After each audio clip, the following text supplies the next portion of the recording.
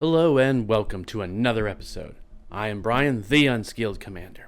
This is matchup 2 of 4 of my newer decks. We've got Aerith Gainsborough, Black Waltz number 3, Tifa Lockhart, and Helix Pinnacle deck. Match 1 was a surprise win by the Helix Pinnacle deck, the weakest of the 4. It kind of shouldn't have won. Tifa came out swinging last game, took out both of these two decks no problem within the first 5 turns. But by then, Helix Pinnacle started having a bunch of fog spells and was able to slow Tifa down because Tifa didn't have enough card draw and wasn't able to drop multiple lands anyway. Really interested in seeing how this next game plays out. As always, we've gone through the first 4 turns just to get rid of some of the play a land and passes. I've actually got a fair amount of cards on the field, which I'll go over as I get to each deck. But let's jump into starting turn 5 here on Black Waltz number 3. We were able to get out an Arcane Signet, a Bonder's Ornament, Black Waltz itself, which says a flying 2/2 with Death Touch, and whenever you cast a non-creature spell, Black Waltz number 3 deals 2 damage to each opponent. I also got Gutter Snipe out. That's a 2/2 that says whenever you cast an instant or sorcery, Gutter Snipe deals 2 damage to each opponent. If you know me at all, you follow the channel, follow me on my other socials, you know that I'm a big fan of indirect damage. I love winning games with effects like Black Waltz and Gutter Snipe, or alternate win cons like the Helix Pinnacle. Obviously, I also have a lot of commander damage decks like Tifa and stuff, so I play all the types for the most part, but I'm definitely a strong fan of indirect damage. So we're going to go ahead and untap over here, draw for turn. I will tap Arcane Signet for a red, and then tap a Swamp to play Kessig Flame Breather, a 1/3 that says whenever you cast a non-creature spell, it deals 1 damage to each opponent. I have 3 mana left. I did have a different plan for this turn, however, I top deck a Swiftfoot Boots, and because this does rely, now it doesn't completely rely on Black Waltz, because I have a bunch of creatures in here, similar to these two, that can also do it, so even if it gets blown up too many times, I can try and rely on the other creatures. But I'm going to go ahead and tap 2 for Swiftfoot Boots, tap my last mana to equip it to Black Waltz number 3. So it now has Hexproof and Haste, Flying Death Touch. I cast a non-creature spell, so Black Waltz and Kessig are going to trigger, however it's not an instant or sorcery, so Gutter Snipe does not. That is 3 damage to each opponent. I'm going to move to combat, and I will in fact swing Black Waltz in the air at Tifa for 2 commander damage. You may notice this dice, this is 4 commander damage from Tifa, which is why we're swinging back. But that's all we can do right now. Thankfully we got Bonner's Ornament and the Arcane Signet for red because we only have swamps. But we're going to pass turn. I appreciate you checking out the episode and the channel. Please subscribe if you haven't already. Check out all of my other socials. They're in the description below. Give me a follow on Blue Sky and TikTok. You can see lots of fun comedy skits and stuff like that. And also, more importantly, follow me on Twitch, because the whole point of the Unskilled Commander is so that I can do charity streams throughout the year, raising money for Extra Life and benefiting my local children's hospital. So if you follow me on Twitch and follow me on Blue Sky or something, you'll always know when I'm going to do another charity stream. I get lots of other content creators to help me play Commander for 6 hours at a time. It's a lot of fun. Definitely check it out. We're going to untap over here, upkeep and draw. We've got Tifa Lockhart. We were able to play her. She's a 1/2 with trample, and whenever a land I control enters, double Tifa's power until end of turn. We also got an Arcane Signet over here and an Agility Bobblehead. The Bobblehead is great because it is a mana rock, but more importantly, you can pay 3 and tap it. Up to X target creatures you control gain haste until end of turn and can't be blocked except by creatures with haste, where X is the number of bobbleheads you control. I only have 1, but that's all I need because I only want to be swinging with Tifa. And theoretically, as long as no one has a creature with haste, she can be unblockable. So one of the problems with Tifa is the fact that her ability doesn't double her toughness. So even if I threw down a ton of lands, she would still have a toughness of 2 right now, easily blocked and destroyed by any of the characters on the table. If I pump her up enough, she might be able to do lethal commander damage to somebody, but she'll still die. I'll have to recast. She doesn't have haste, and that's one of the issues that we saw last game that slowed her down and allowed Helix Pinnacle to do the win. I have mana ramp spells in my hand, but it's not really enough to be anything drastic, and I don't know that we really want to waste them just yet because of that. I will play a Rogue's Passage for turn. Now again, oh hey, Rogue's Passage, that means unblockable. So it does trigger her ability. She becomes a 2/2 right now. As it stands, well, that's not a bad idea. We might be able to pull that off. Okay, so I'm going to tap 3 to play Kadama's Reach. Search your library for up to 2 basic lands, reveal them, put 1 on the battlefield, tapped, and 1 into your hand. So another forest comes into the battlefield. She now becomes a 4/2. I have just enough mana that I could cast one more ramp spell just like that one, making her an 8/2. However, as I said, everyone can block and destroy her. But if I pay 3 and tap the agility bobblehead, I can give her haste and unblockable as long as no one else has haste. And as of right now, so Waltz does have haste because of the Swiftfoot boots, but it's tapped. Over here, no haste, and over here, no haste. So that means she can now get through on anybody with 4 commander damage. 4 commander damage really isn't anything crazy to worry about, but it's a start. So we are at the lowest life. And with all those creatures out, they're going to be pinging everybody for a lot over the course of the next turn. So we will, in fact, go and hit you again for another 4 damage, up to 8 commander, which is decent, and you're down to 32 life. And for those that may not know, 21 damage from a specific commander takes you out of the game. But that's all we can do here. We're going to go ahead and pass. We are untapping over here at the Helix Pinnacle deck. We were able to do a little bit of ramping, and we have a Thought Vessel and an Arcane Signet out, along with an Elvish Mystic, a Poison Dart Frog, and Azusa the commander, Lost But Seeking. So Azusa, you may play 2 additional lands on each of your turns. Elvish Mystic is a 1/1 that taps for a 1 green mana. And Poison Dart Frog is a 1/1 with Reach that taps for 1 mana, and you can pay 2 mana to make Poison Dart Frog have Death Touch. Helpful against the potential Angel Flying deck over there, otherwise not super important. I'm going to play a Reliquary Tower. I will go ahead and tap 2, crack the Mirrored Landscape to get 2 forests. Unfortunately, I only have 1 card in my hand, which is actually a Fog spell, so useful if Tifa or anybody else tries to come swinging in, but I have nothing else I can do. So I'm just going to go ahead and pass turn. I'm going to untap, upkeep, draw over here. We've got Aerith Gainsborough. We were able to get her out after playing Righteous Valkyrie, which is a 2/4 flyer and says whenever another angel or cleric enters the battlefield under your control, you gain life equal to that creature's toughness. As long as you have 7 life more than your starting life total, creatures you control get +2/+2. Aerith, of course, says she's a 2/2 with lifelink. Whenever you gain life, put a +1/+1 counter on her, and when she dies, you can put X/1/1 counters on each legendary creature you control equal to the counters on her when she dies. I'm going to go ahead and play a Temple of the False Gods, which is online, so it now produces 2 colorless mana. I'm going to tap 4 to play the enchantment Angelic Accord. At the beginning of each end step, if you gained 4 or more life this turn, create a 4/4 white angel creature token with flying. Problem is, Aerith doesn't have anything other than lifelink. She's a 3/3 right now. She can't get through, and she could be stack blocked and destroyed as well. Oh, actually, she could get through on Tifa, I suppose. But that would only gain us 3 life. It wouldn't even trigger Angelic Accord. But then again, sometimes you gotta play to... See, normally I despise the idea of going after the person that has nothing going on because it's not fair. However, Tifa has done stuff. She's ramped quite a bit, and she did attack. That's why she's wide open. So it's not like she doesn't have creatures at all. She made herself open. So I guess it's not exactly the same scenario. So we will, in fact, swing 3 commander at Tifa. When we gain life, Aerith gets another counter, so now she's a 4/4. So if she hits next turn, it would trigger Angelic Accord. Nothing else we can really do. We're going to go ahead and pass turn. Back to good old Black Waltz. Untap, upkeep, draw. That's a good card. See, the problem is we're getting a lot of good creatures and getting set up for like a massive hit, but we have to actually play the other cards first. But you know what? We're going to tap for a red and a black, and then 2 more to cast Gation Mage with the Offspring trigger. So we make a 1/1 copy of it token. They both say whenever you cast a non-creature spell, this creature deals 1 damage to each opponent. We only have 1 mana left, which is not enough to do anything that we have in our hand. But as it stands right now, 1, 2, 3, 4, 5, 6, 7. We can do 7 damage to each opponent as long as we play an instant or sorcery. That is huge. And if we just play a non-creature spell like a artifact or an enchantment, that would still do 5 damage. So everyone sees this, everyone's doing the math. They're like, oh man, we got to deal with Black Waltz. And I think in this particular game, I think at this point, Tifa really isn't a threat like she was last time. So people are going to have to probably start trying to gang up on Black Waltz. I could swing out with the Black Waltz, but it's like, it's not really it's 2 damage. It's like, okay, whatever. I say leave it up because it does have Death Touch, which is a great deterrent in games. Even though it's a 2/2, you swing some giant-ass creature at me, I can still take it out as long as it's not indestructible. So you swing an Eldrazi, you swing a 30/30 Tifa, I mean, I'm still going to take it out. So we're going to go ahead and pass turn. Let's see if we can get Tifa moving a little quicker now.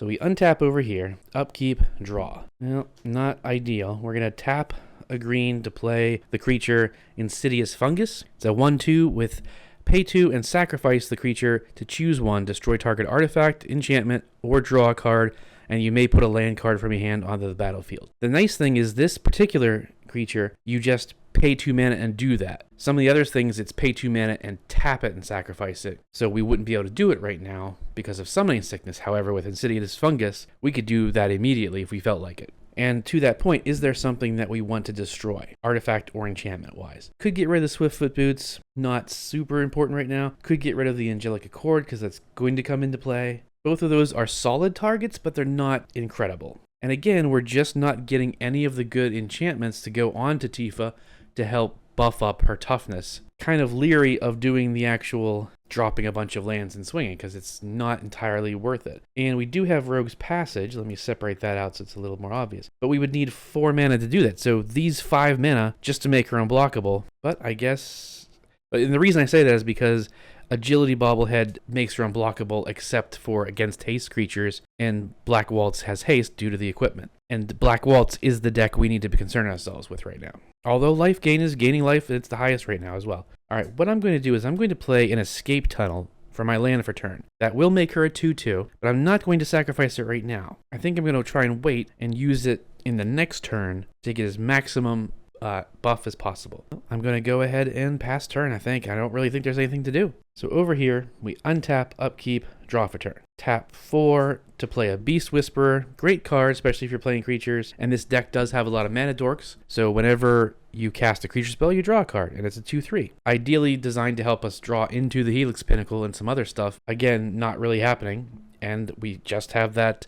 I have to try and remember that we have the Fog in the hand. But other than that, nothing. There's absolutely, we got a 1/2, a 1/1, a 1/1, and a 2/3. No point in swinging. So we'll pass turn. Untap over here. Upkeep, draw for turn. Play a Plains. Now, one of the reasons why I played the Angelic Accord last turn was because I have a really decent Angel spell to play, but I wanted to get the life gain trigger from Righteous Valkyrie off of it coming in, and then also triggering Angelic Accord. So instead of playing the big creature early, it's not huge, but it's decent, I'm trying to get more value out of it. So to that end, I will tap 1, 2, 3, 4, 5, 6 to play Exalted Angel. So it's a flying 4/5. Whenever Exalted Angel deals damage, you gain that much life. So it's essentially lifelink. Righteous Valkyrie says, when another angel enters the battlefield under your control, you gain life equal to that creature's toughness.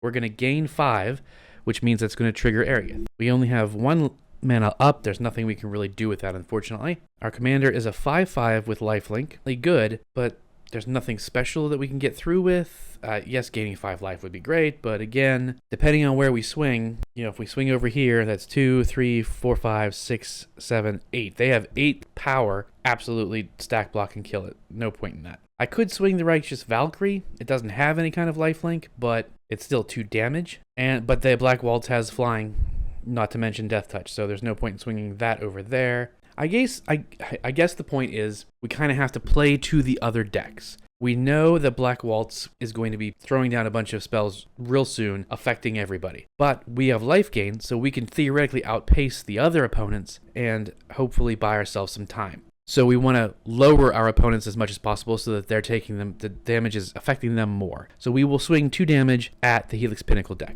Now we will move to our end step, and here comes the fun part. We get to make a 4/4 Angel because we gained 5 life. Because we gained 4 or more life this turn, we make the 4/4 Angel. And the fun part on top of that is that Righteous Valkyrie says when an Angel or Cleric enters the battlefield, not cast. So when this 4/4 Angel enters, we gain another 4 life, which means our commander gets another counter. Now we're going to pass turn. Untap, upkeep, draw over here. Black Waltz is definitely taking notice of the life gain and how fast that's going. So first things first, we're going to tap 3 and play the sorcery Cornered by Black Mages. Target opponent sacrifices a creature of their choice, and then create a 0/1 black wizard creature token with whenever you cast a non-creature spell. This token deals 1 damage to each opponent. So first, on cast, it's a sorcery, so 1, 2, 3, 4, 5, 6, 7. Every opponent loses 7 life.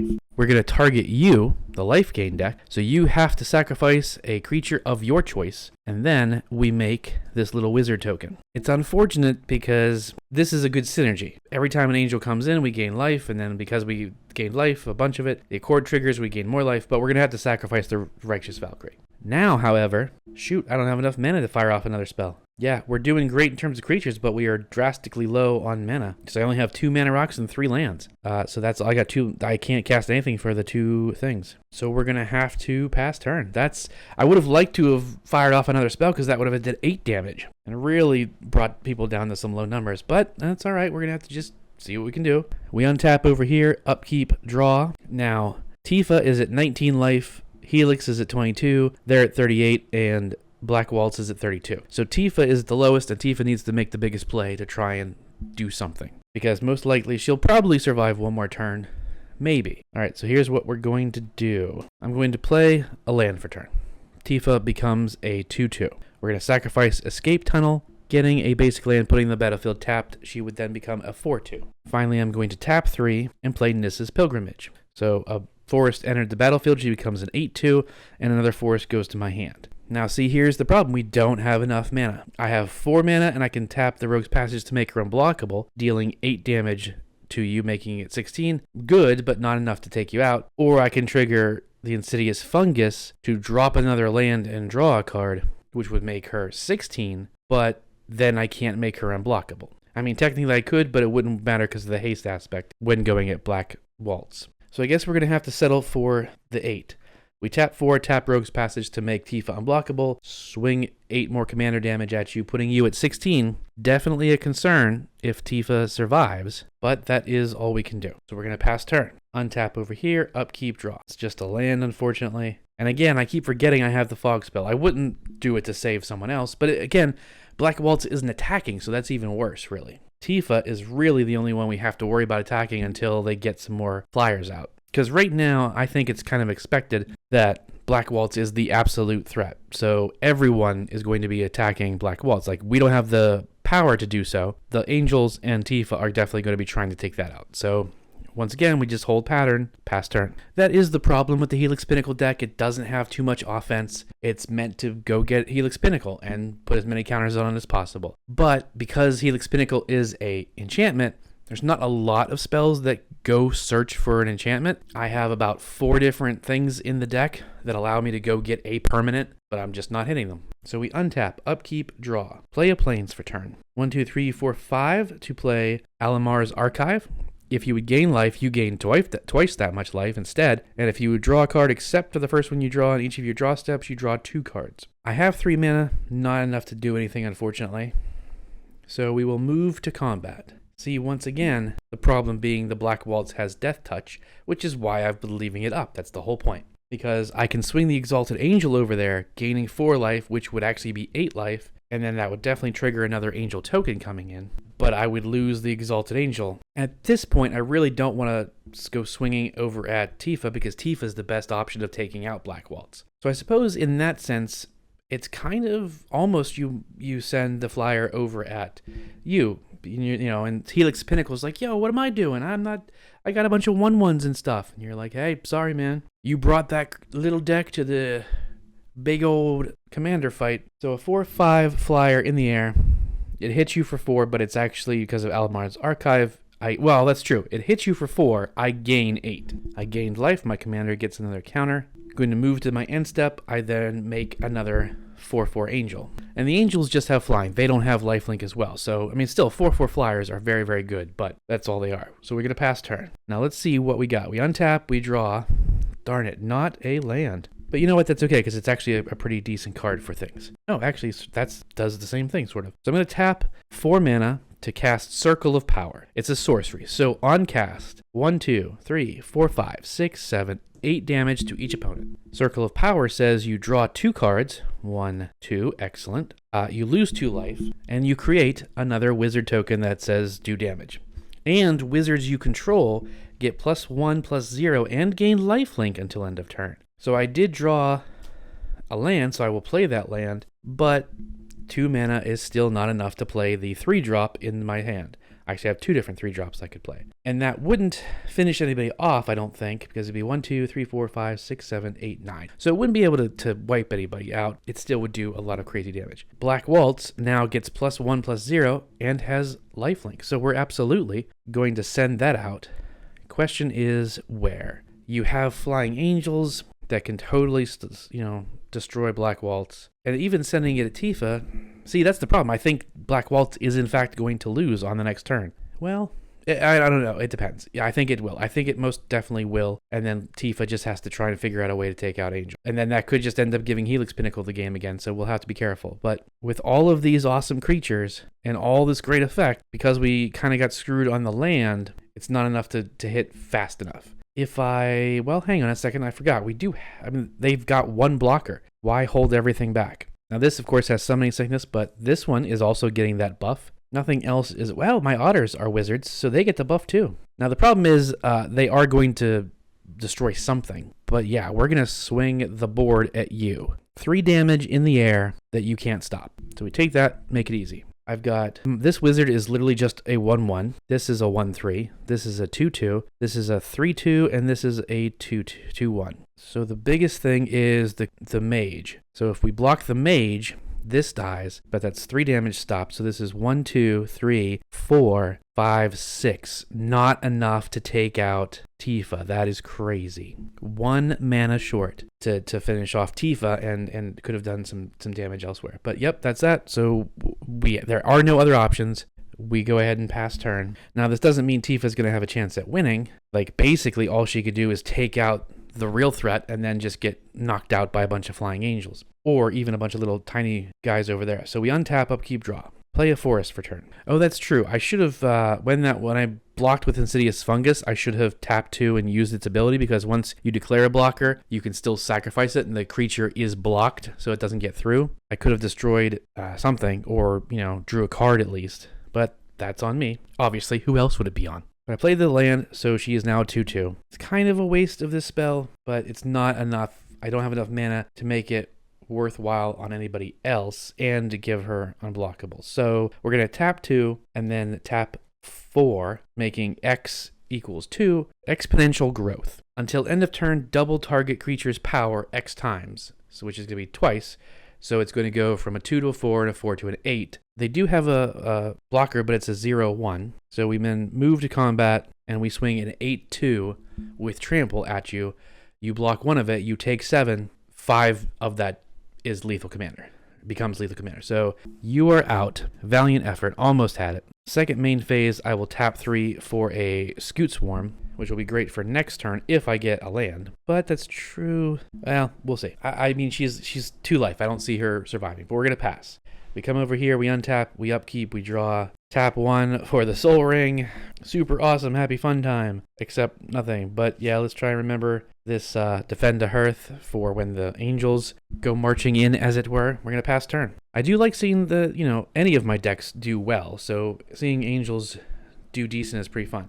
So we untap over here, we draw. Tap 3 to play Angel of Vitality. Then 1, 2, 3, 4, 5 to play Cauldron of Souls. It's an artifact that says tap it, choose any number of target creatures. Each of those creatures gains persist until end of turn. Persist means when it dies, if it had no -1/-1 counters on it, turn it to the battlefield under its owner's control with a -1/-1 counter on it. So it essentially just gives me a chance to bring my board state back if there's like a board wipe or anything, or targeted removal or anything like that. Now, because they're at 2, I'm tempted to kind of ignore them, but they do have a lot of mana and we don't know what they have in their hand, and they could draw into something, if they don't already have it, to allow them to ramp up to lethal commander damage levels and get through without us being able to do anything about it. So we're going to move to combat. I'm going to swing Aerith and one of the angels at you. Then I will send the Exalted Angel and the other 4/4 at you in the air. So you do have reach, and you can give it Death Touch. So obviously that's what you're going to do. You're going to pay 2 and give the Poisonous Dart Frog Death Touch, taking out the Exalted Angel. It's still going to deal 4 damage, so we're going to gain 4 life. Aerith is going to hit and gain 7 life. Well, rather, most likely, they would block with the Scoot Swarm, block Aerith, and then take the 4 in the air. They die. Or they could just be like, yeah, whatever, man, I'm just going to let you take it. I mean, I won't bother blocking. I'm dead either way. Who cares? But regardless, Aerith gains the 7 life. However, almost forgot, that is doubled. We are at a whopping 60 life. And I almost forgot, Angel of Vitality is a 2/2 flyer that says if you would gain life, you gain that much life plus 1. And it gets +2/+2 as long as you have 25 or more life. So technically, I would have gained an additional 2 life. We are at 62 life. 2 different instances of life gain, gets 2 more counters on our commander, and then we move to our end step, we get another angel. That's all we got, we pass turn. I think life gain angels has it, but let's go ahead and see. We untap. Oh my gosh, I even put it on top of the deck in the stupid Defend the Hearth. See, the problem is, obviously, we would use that. But then I'd have to go back and get rid of all the life gain off of Aerith. So here, I'm going to put this right there. So I cannot change the life totals without remembering, oh yeah, I have a fog spell. So I draw a card for turn. Tap 1, 2, 3, 4 to play Sky Shroud Claim, getting 2 forests, put them on the battlefield. They come on the battlefield untapped, which is great, but there's nothing I can really do. I can't draw spells. So what we do is we're going to go past turn. We'll just move through this super quick because we know what's coming. So we untap, we draw for turn. Ah, dang it. That changes things quite a bit. It's an Aetherflux Reservoir. Problem is, technically I shouldn't have over... Well, I don't think I'd have over 50 life because 7, we hit for 14 and 8. So we'd be 20 life less off of the 62 or so. So we wouldn't be enough to do it if we had used the Defend the Hearth properly last turn, as we should have. And obviously, if you're sitting in front of the deck and you only have 1 card in hand, chances are I wouldn't have forgotten if it was a game against actual people. But because I was on this side versus that side, I just forgot that it was over there. I was focused on doing the math right and just forgot. So I guess it doesn't matter. Because let's play it this way, right? Let's just say we roll it back because we know what the numbers were. I just didn't want to bother trying to do the math. But we know it was a total of 14 off of there and another 4 off the angel that died. So instead, right, it would have been nothing. We would be down to about 42 life. You know, we would have just stayed at 42 life. They would have used the spell. They'd still have the Dart Frog. We come to the turn we are currently on. We draw Aetherflux Reservoir, because that wouldn't change. Reservoir, whatever, how, saying it a little reservoir. We play that, swing out again. Now the only thing they have is the Dart Frog. They can block 1 thing. It doesn't matter. We would gain all that life and just instantly fire off the Aetherflux as soon as we went up over 50 life. So I think that's what we're going to say we do, because it still happens. If we don't, oh, well, you can't roll it back, you did all that stuff. Okay, well, I have 62 life right now. As soon as I draw it, I play it, I win. Before they can even do, because this is Defend the Hearth, prevent all combat damage that we dealt to players this turn, so it wouldn't stop Aetherflux. So it doesn't matter whether I roll it back or not. The idea of rolling it back was just to make it more accurate. But there we go. Aerith wins, and we do it with a nice blast to the face from a super tower. And of course, at end step, we would have gained another angel, but there is no end step because we won. So what do you think? You think Life Gain Angels is decent? What would you recommend for it? As always, do you have any ideas of how to go find the Helix Pinnacle faster? I have like a planar bridge. I have another planar something. I have the Tamio's Journal that we saw last game that you use the clues to go look for it. And I believe there's 1 thing that actually goes and gets an enchantment or something like that. So I have 4 things that go look for it, that they're not quite tutors, but they're tutors. Tifa is normally, you saw last game, she's a powerhouse. This time around, we just didn't get any good enchantments or equipment for her to make her stronger.